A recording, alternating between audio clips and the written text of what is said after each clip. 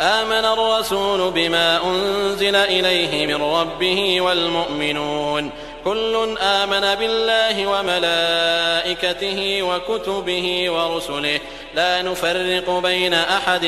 من رسله وقالوا سمعنا وأطعنا غفرانك ربنا وإليك المصير. لا يكلف الله نفسا إلا وسعها لها ما كسبت وعليها ما اكتسبت ربنا لا تؤاخذنا إن نسينا أو أخطأنا ربنا ولا تحمل علينا إصرا كما حملته على الذين من قبلنا ربنا ولا تحملنا ما لا طاقة لنا به واعف عنا واغفر لنا وارحمنا أنت مولانا فانصرنا على القوم الكافرين.